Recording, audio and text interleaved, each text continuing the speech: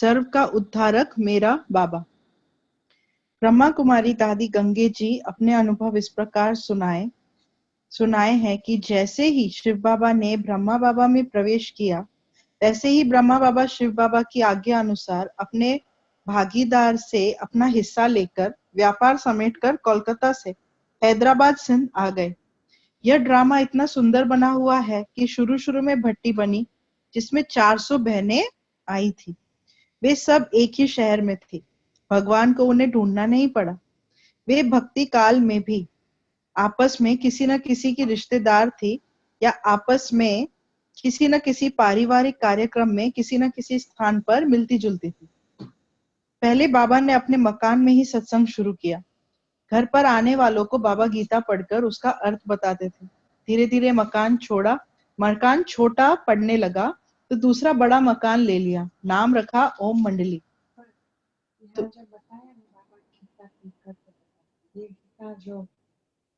लौकिक गीता, हाँ, जो दुनिया में जो गीता है ना, वो गीता पढ़ते थे बाबा और उसका एक्सप्लेन करते थे।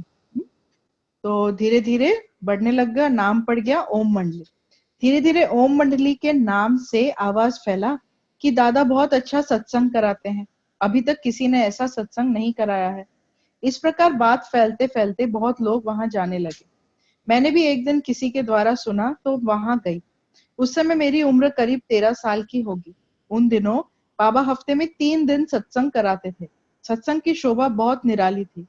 यहाँ के नियम भी बहुत विचित्र थे। सबसे पहली बात थी खान पान की शुद्धि। दूसरी बात थी कभी रोना नहीं।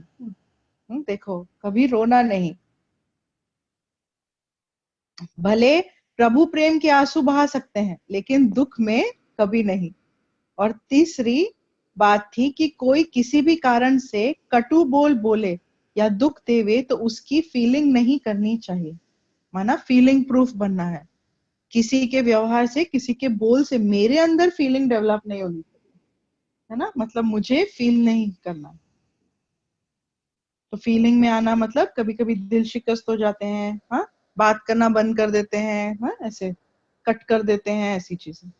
तो सत्संग में आने वाले हर व्यक्ति को एक एक कॉपी नोटबुक दी जाती थी।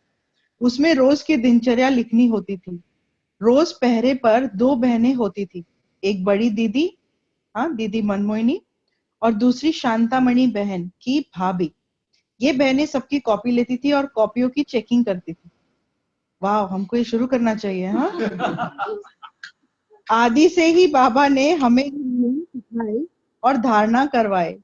सत्संग में आने वाले बहुत खुश होने लगे। बड़े बड़े परिवारों की माताएं और कन्याएं भी आने लगी। तो बोलो 3 धारणाएं कौन सी थी? तो मेन बाबा को रोना नहीं है, फीलिंग में नहीं आना है, और कटु बोल से फीलिंग में नहीं आना है, और फर्स्ट था खान पान की शुद्धता, खान पान की शुद्धि। तो ये ओरिजिनल धारणाएं हैं, समझो। ये ओरिजिनल धारणा और पवित्रता, हाँ, तो ये ओरिजिनल धारणाएं हैं। तो सत्संग में आने वालों के लिए अनोखे नियम। तो सिंध में यह रिवाज था कि किसी महिला का पति अथवा बड़ा बेटा मर जाता था तो उसको 12 महीने शोक के कपड़े पहनने पड़ते थे। बाबा के सत्संग का नियम था कि कोई भी यहाँ शोक के कपड़े जो मैले और काले होते थे पहन कर न आए। यहाँ आना है तो सफेद कपड़े पहनकर आए लोग। देखो, सत्संग इतना बढ़ गया कि बाबा के पास जो 2 बड़े हॉल थे उनके बीच की दीवार भी तोड़नी पड़ी। धीरे धीरे गीता ज्ञान के साथ साथ शिव बाबा ने ब्रह्मा बाबा द्वारा ये इशारा दिया कि देवता बनना है तो पवित्र रहना पड़ेगा। तो ये डायरेक्शन शिव बाबा ने दिया, पवित्रता। जब ऐसी बातें आने लगी तो लोगों के मन में थोड़ी हलचल होने लगी, क्योंकि माताओं ने पवित्र रहना शुरू कर दिया था और जो कन्याएं थी वे कहने लगी कि हम शादी नहीं करेंगी। फिर परिवारों में झगड़े शुरू हो गए कि यह कैसे होगा, भविष्य जीवन कैसे चलेगा। दादा तो बूढ़ा है, 60 साल का है, यह कब तक इन माता और कन्या को खिलाता रहेगा। हाँ, तो और उनके लिए पवित्रता तो इजी है, वो क्या बोल रहे हैं। धीरे धीरे घर वालों ने सत्संग में आने वालों पर रोक लगाना शुरू किया। भविष्य के ज्ञाता बाबा ने एक बड़ा अच्छा नियम बनाकर रखा था कि जो भी सत्संग में आना चाहते हैं वे अपने माँ बाप, दादा दादी, सास ससुर से चिट्ठी ले आए कि हम खुशी खुशी से अपने बच्ची को अथवा अपनी बहू को ओम मंडली में ज्ञान अमृत पीने और पिलाने की छुट्टी दे रहे हैं। जब वे लोग हमें रोकना चाहते थे तो हम उनसे कहते कि आपने ही तो चिट्ठी लिखकर दी है। तो घर वाले परेशान होने लगे कि अब क्या करें। क्योंकि पहले तो परमिशन दे दी, फिर पवित्रता की बात दी ना बाबा ने। बाबा कितने स्मार्ट है ना।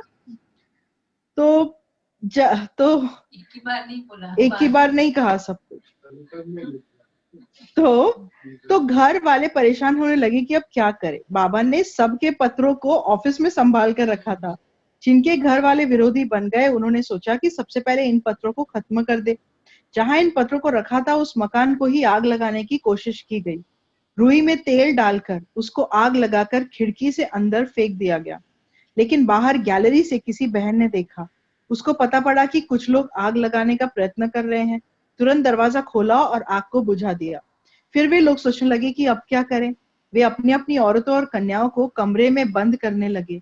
4-4, 7-7 कमरों के अंदर रखकर ताला लगाने लगे। 4 कमरे, 7 कमरे। तो मैं भी हैदराबाद में अपने परिवार के साथ थी और सत्संग में जाया करती थी। मुझ पर भी बंधन लगने लगे। हैदराबाद से कराची का 4 घंटे का रास्ता था। एक दिन बाबा ने सबको बोला कि मैं 1 मास के लिए कराची जाता हूँ घूमने के लिए। अगर किसी को आना है तो घर से छुट्टी लेकर मेरे साथ चले। कई परिवार के परिवार ही जाने के लिए तैयार हो गए। मेरे जैसी 8 से 9 बहनें कन्याएं थी जो बहुत बांधेली थी। मुझे माता पिता ने छुट्टी नहीं दी। सब लोग चले गए। बाबा आदि सब लोगों के कराची चले जाने के 2 दिन पहले से ही घर वाले हमें घरों में बंद करके पहरा देने लगे थे। 2 दिन बाद भी मुझे कमरे से बाहर निकलने नहीं दिया गया। हमारे हमारे में से कोई भी घर से बाहर निकल ही नहीं सकती थी। मुझे बाबा और सत्संग के प्रति बहुत लगन थी। मन में तो आता था कि इतनी सारी बहनें जो बाबा के साथ गई, वे रोज ज्ञान अमृत पी रही होंगी, कितनी खुशी में रह रही होंगी, और मैं तो जैसी थी वैसी ही रह गई। तो बचपन से ही मेरे संस्कार बहुत भक्ति प्रधान थे। श्री कृष्ण से मेरा बहुत प्यार था। जब मैं भागवत पढ़ती थी तो बहुत अच्छा लगता था। गोपियां श्री कृष्ण के साथ रास करती थी, मुरली सुनती थी। यह पढ़कर और सुनकर मुझे बहुत आनंद होता था। मैं भगवान से कहती थी कि हे भगवान, मुझे भी ऐसी ही अपनी गोपी बना दिया होता तो कितना अच्छा होता। मैंने यह नहीं सोचा था कि आखिर वो दिन आएगा कि मैं भी एक सच्ची गोपी बन जाऊंगी। आप सोचिए हम लोगों का क्या हाल हुआ होगा जब हमें कमरे में बंद कर दिया गया था। मुझे ना प्यास लगती थी ना भूख, सिर्फ बाबा से मिलने की तड़प रहती थी। श्री कृष्ण के साथ रास खेलने का नशा रहता था। मैं माँ से कहती थी कि आप मेरे साथ क्या कर रही हो। अंदर से उनको हमारे ऊपर तरस भी आता था कि क्या करे, बच्चियां कुछ खा पी नहीं रही हैं। फिर मैंने माँ से कहा कि यहाँ हैदराबाद में पहले जो बहनें सत्संग में जाती थी लेकिन कराची जा नहीं सकी, वे और हम सब मिलकर तो सत्संग कर सकती है ना। उन्होंने मान लिया तो हमने भोजन करना शुरू किया। जब हम बहनें आपस में मिलती थी तो बातें करती थी कि देखो, जो यहाँ से गई हैं वो तो ज्ञान रत्नों से अपनी झोली भर रही होंगी, बाबा के साथ रहकर अतीन्द्रिय सुख के चूल्हे में झूल रही होंगी। ऐसी बातें करते करते हमसे रहा नहीं गया। सब बाबा से मिलने के लिए बहुत तड़पती थी। फिर सबने मिलकर एक योजना बनाई कि हम सब यहाँ से चलें और 3 से 4 दिन रहकर बाबा को और उन सब बहनों को देख कर आए। हमने आपस में निर्णय किया कि जिनको बिल्कुल डर नहीं है वे हैदराबाद स्टेशन से गाड़ी में चढ़े, और जिनको घर वालों का डर है कि वे स्टेशन पर भी आ जाएंगे तो वे आगे वाले स्टेशन से चढ़े। कितनी करेज है सबको। एक दिन मुकर्रर किया और बाबा को खबर दे दी कि हम लोग फलानी गाड़ी से आ रहे हैं। मैंने घर से कुछ नहीं लिया। उस समय गाड़ी का किराया भी बहुत कम होता था। एक जोड़ी कपड़े पहने हुए थे और एक जोड़ी कपड़े हाथ में लेकर निकली। घर वालों को पता चलने नहीं दिया कि मैं कब और कहाँ गई हूँ। ऐसे एक एक निकल आई। किसी के पास न खाने के लिए कुछ था न पीने के लिए। जैसे जैसे समय बीतता गया घर वाले हैरान हो गए कि बच्चियां अब तक घर क्यों नहीं आई। बेचैन होकर एक दूसरे के घर जाकर पूछने लगे कि आपकी बच्ची है, आपकी बच्ची कहाँ गई है। सब कहने लगे कि मेरी लड़की भी नहीं आई है। आपस में मिलकर माताएं रोने लगी। वे आपस में बोलने लगी कि ये लड़कियां तो बहुत चालाक निकली। जब हम बाबा के पास पहुंची तो बाबा ने कहा, बच्चे पहले तुम अपने अपने घर वालों को टेलीग्राम दो कि हम यहाँ हैं। बेचारे वे कितने परेशान हो गए होंगे। जाओ पहले यह काम करो। हमने घर पर टेलीग्राम दिया कि हम यहाँ आई हैं, आप हमारी चिंता न करें। बाबा ने हमें अपने पास नहीं रखा। उस समय बड़ी दीदी और क्वीन मदर भी बांधेली थी। बड़ी दीदी, दीदी Manmohini, queen mother, queen mother नहीं, Queen mother is mama's mama's mother, right? या किशोर भाई, यू नो क्वीन मदर? मुझे याद आ नहीं रहा। तो क्वीन मदर उनका नाम था। तो क्वीन मदर ये दोनों थी, तो वो भी बांधेली थी। तो बाबा ने एक बंगला अलग से लेकर उनको उसमें रखा था। हम सब बहनों को बाबा ने उनके पास भेजा ताकि हमारे घर वालों को, हाँ, दीदी Manmohini is mother, queen mother. उनको क्वीन मदर क्यों कहते थे पता है? क्योंकि वो लोग क्वीन की तरह थे, बहुत बहुत बहुत रिच थे, बहुत रिच। तो उनको क्वीन मदर कहते थे क्योंकि वो, हाँ, दीदी मनमोहिनी था। तो बाबा ने एक बंगला अलग से लेकर उनको उसमें रखा था। हम सब बहनों को बाबा ने उनके पास भेजा ताकि हमारे घर वालों को बताया जा सके कि वे हमारे पास नहीं है, अपनी सखियों के पास है। इसी बीच हैदराबाद में एक ऐसा व्यक्ति निकला जो यह बात फैलाने लगा कि दादा कोलकाता से सूरमा लाया है, उसको सभी आंखों में डालकर जादू करता है। ये हमने भी सुना था बचपन में। मेरी बुआ ने मुझे कहा था कि वो सूरमा लगाते हैं और सब पर जादू करते हैं। तो मैं आपको जादू पढ़कर देता हूँ, इसको आप अपनी कन्याओं और माताओं पर फेंकेंगे तो दादा द्वारा लगाया गया जादू उतर जाएगा और वे अपने आप लौट कर आएंगी। ऐसे ऐसे ओम मंडली के विरोधी इकट्ठे होते होते एंटी ओम मंडली का जन्म हो गया। कराची में ओम मंडली और हैदराबाद में एंटी ओम मंडली। हाँ, तो ये एंटी ब्रह्मा कुमारी अभी भी है, बहुत सारी वीडियोस, बहुत सारी चीजें चलती रहती है उनकी नॉन स्टॉप। हाँ, जैसे वो पीछे ही पड़ गए। इनफैक्ट देखा जाए तो सबसे ज्यादा ब्रह्मा कुमारी इसके बारे में वही जानते हैं, क्योंकि ऐसे वीडियोस बनाने हैं ना उनको। तो एंटी करने के लिए ऑर्गेनाइजेशन को जानना भी तो पड़े, तो सबसे ज्यादा वही जानते हैं। तो बाबा कहते हैं कि तो दादी शेयर करिए, हम कन्याएं जो हैदराबाद से योजना बनाकर कराची आई थी, उनमें से मनोहर बहन भी एक थी और उनकी माँ भी सबसे पहले उनसे मिलने आई। बाबा ने उस माता से कहा कि फलाने बंगले में जाकर मनोहर से मिलो। वो हमारे बंगले में आई और मनोहर बहन से बात करते करते उसको बाहर बगीचे में ले गई। थोड़े समय वहां बात करने के बाद धीरे धीरे उसको गेट के बाहर ले गई। जैसे ही मनोहर बहन गेट के बाहर गई, बाहर कार से दो भाई आ गए और उसको उठाकर गाड़ी में ले गए। एक को ले गए तो दूसरी बहनों के माँ बाप को भी हिम्मत आई कि हम भी अपनी बच्चियों को ऐसे ही ले आ सकते हैं। बंगले के बाहर बहुत बड़ा बगीचा था। कोई माँ अपनी बेटी से, कोई भाई अपनी बहन से, कोई पति अपनी पत्नी से इधर उधर खड़े होकर बातें कर रहे थे। कोई झगड़ रहे थे, कोई रो रहे थे। यह सब होते हुए एक आदमी जादू पढ़कर लाए गए अनाजों को इधर उधर फेंक रहा था। मैंने उससे पूछा कि तुम ये क्या कर रहे हो? उसने कहा, कुछ नहीं कुछ नहीं। मुझे हंसी आने लगी क्योंकि मुझे तो पता था कि ये जादू उतार रहे हैं। जब किसी को जादू चढ़ा ही नहीं तो उतरेगा कहाँ से? लेकिन सिंध के लोगों को भ्रम पैदा हुआ था कि ओम मंडली वाले जादू करते हैं। मेरे घर वाले भी मुझे अपने साथ ले जाने के लिए जोर जबरदस्ती करने लगे। तो मैंने कहा, आप घर चले जाओ, मैं बाद में आऊंगी। एंटी ओम मंडली वालों ने और एक योजना बनाई कि जो कन्याएं नाबालिग हैं उन पर वारंट निकलवा कर कोर्ट द्वारा उन्हें घर ले जाएं।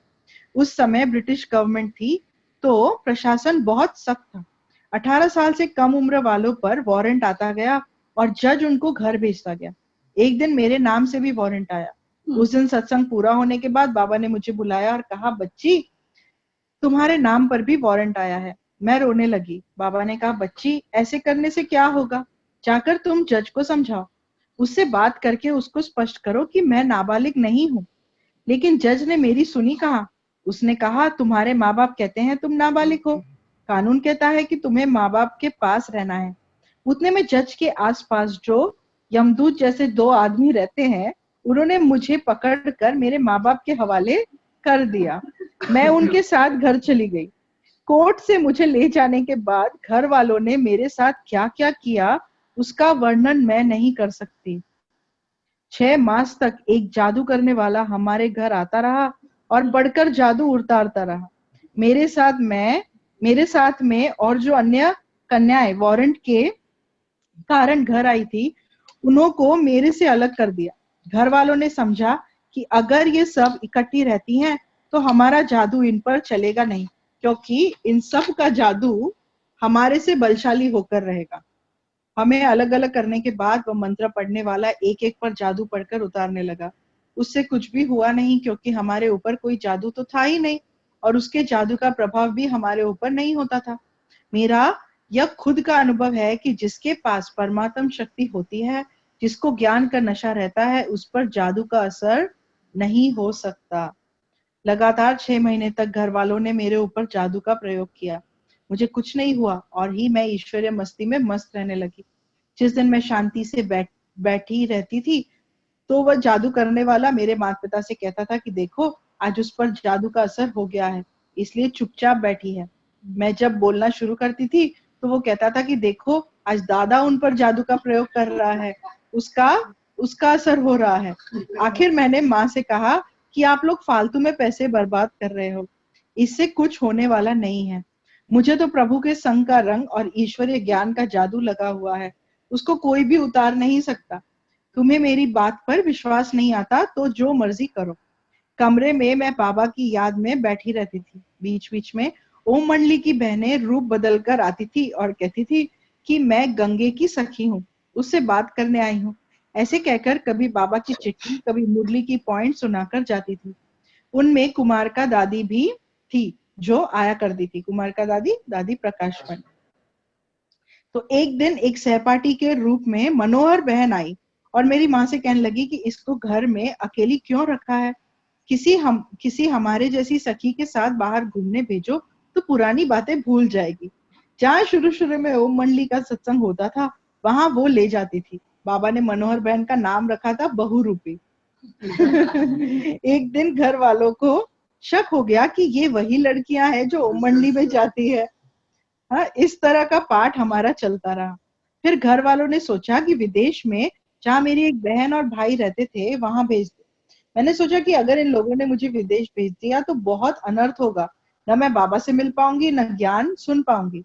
जब विदेश में ले जाने वाले आए तो मैंने उनसे कहा कि देखो, अगर तुम मुझे ले जाएंगे तो मैं स्टेशन पर हंगामा कर दूंगी और मैं तुम सबको स्टेशन पर ही पुलिस वालों को पकड़ा दूंगी कि मैं इनको जानती नहीं हूँ, ये मुझे जबरदस्ती ले जा रहे हैं, तुमको जेल में बंद कर देंगे। अगर तुम जेल में जाना चाहते हो तो मुझे यहाँ से ले चलो। वो लोग डर गए, क्योंकि वे विदेश में रहने वाले थे, यहाँ उनको पहचानने वाले बहुत कम थे।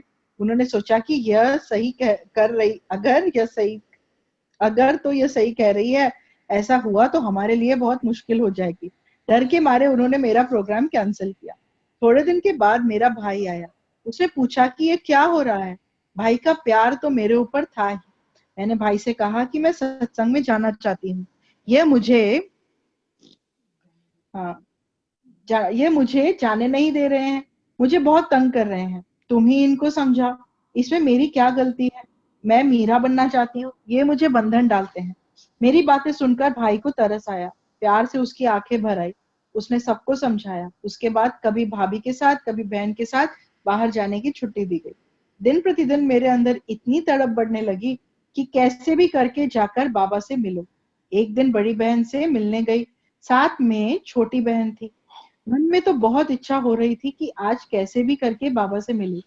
समझ में नहीं आ रहा था कि कैसे मिलने जाऊं। रास्ते में खजूर का ठेला लगा हुआ था। मैंने छोटी बहन से कहा, तुम मेरे लिए खजूर ले लो। मैंने योजना बनाई कि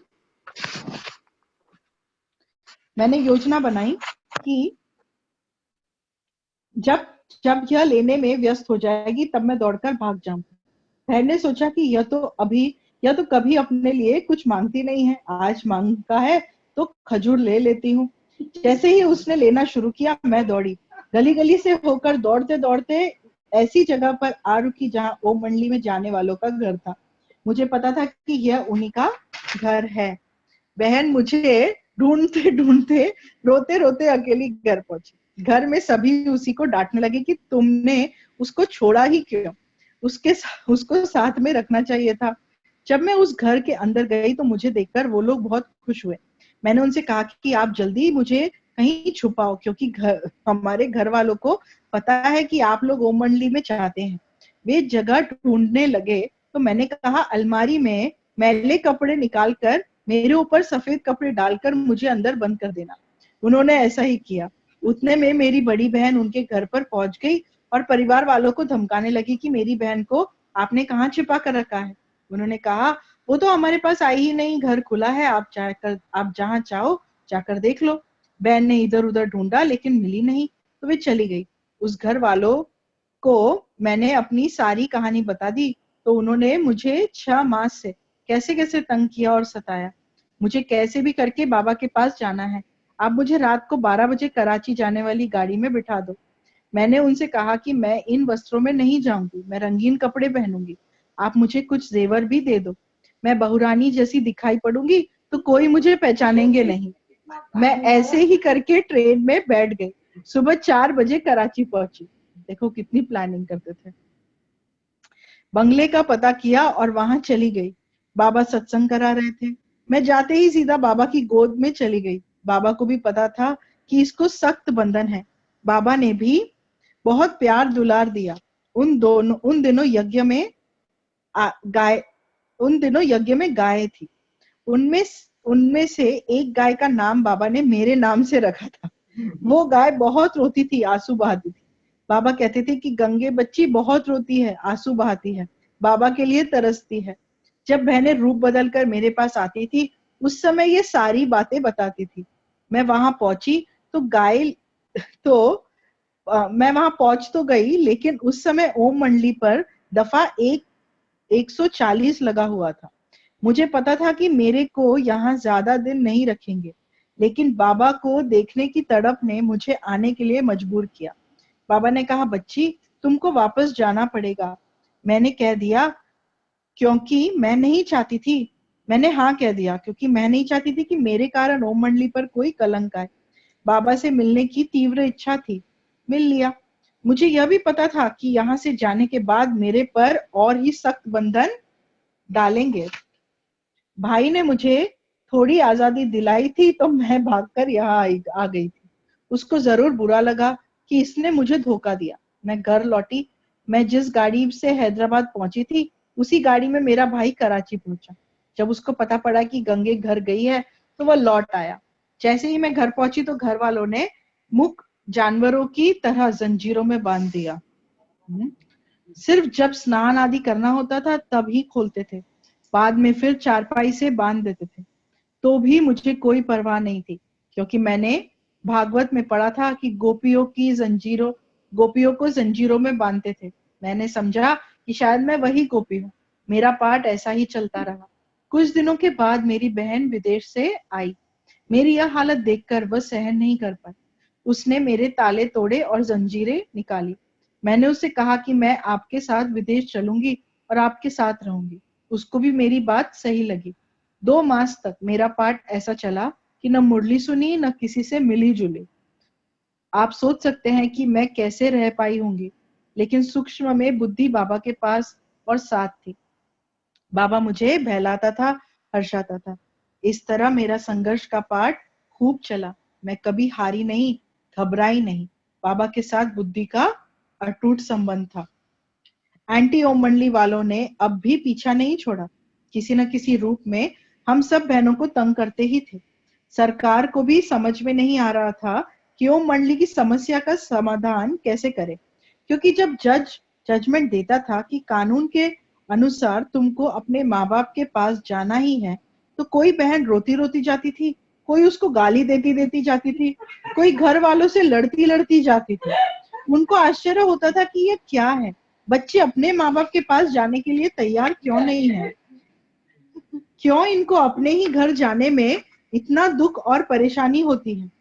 सिंध में लोहे का एक बड़ा व्यापारी था। उसके प्रति लोगों का और सरकार का बड़ा सम्मान था। कराची में क्लिफ्टन में जहां बाबा रहते थे वहां ही उस व्यापारी का एक बड़ा बंगला था। सरकार ने उस व्यापारी से विनती की कि आप ओम मंडली की गतिविधियों को जांच कर इस समस्या का समाधान निकालो और अपना फैसला सुनाओ। उस व्यापारी ने मुझे और अन्य बहनों को, जिनके घर वाले विरोध करते थे, परिवार सहित अपने बंगले में बुलाया। 3 दिन तक हम सब वहां रहे। उन्होंने मेरे से पूछा कि आपको ओम मंडली में क्या मिलता है। दादा ने आपको कौन सा ज्ञान सुनाया है जो आपको अपने ही घर परिवार को भुलाता है? आपके जीवन में क्या परिवर्तन आया है? फिर एक एक करके सब बहनों से भी पूछता गया। हम सबका अनुभव सुनकर वो बहुत प्रभावित हुआ। उस पर ज्ञान की बहुत गहरी छाप पड़ी। हमारे सब लौकिक वालों ने 3 दिन तक उसके घर का ही खाना खाया। हमारे लिए खाना बाबा के वहां से आता था, क्योंकि क्लॉज था ना बाबा का, तो बाबा के वहां से आता था। तीसरे दिन फैसला होना था। उस बंगले पर चारों तरफ से अखबार वाले पहुंच गए। उस व्यापारी ने अपना फैसला इस प्रकार सुनाया कि ये भारत की देवियां हैं। आज भारत के लिए ऐसी देवियों की सख्त जरूरत है। इनके माता पिता अज्ञानी हैं जो इनको रोकते हैं। ऐसी देवियों को किसी को भी रोकना नहीं चाहिए। उस फैसले में यह भी लिखा था कि इनको 15 दिन के लिए घर भेजा जाएगा। 15 दिन के बाद इनके माता पिता अथवा घर वालों को इनको ओम मंडली में भेजना चाहिए। अगर नहीं भेजेंगे तो हम खुद इनको लेने आएंगे। यह सुनकर चारों तरफ से तालियां बजने लगी। हम सबके घर वाले और एंटी ओम मंडली वाले हैरान हो गए। उन्होंने सोचा कि दादा ने इनको भी जादू कर दिया। हमारे घर वाले तो रोने लगे। फिर हम सब कन्याएं लौकिक घर गई। एक दिन मैंने अपने घर वालों को समझाया कि आज से मुझे सत्संग में जाने की छुट्टी देंगे तो मैं आपके पास आती जाती रहूंगी। अगर छुट्टी नहीं देंगे तो मैं जाऊंगी जरूर, लेकिन कभी वापस नहीं आऊंगी। फिर उन्होंने इस बात को मान लिया, तो उनसे चिट्ठी लेकर मैं सदा के लिए लौकिक से मुक्त होकर बाबा के पास आ गई। शुरू से ही बाबा हम बच्चों को कहते थे कि बच्चे, चैरिटी बिगिंस एट होम।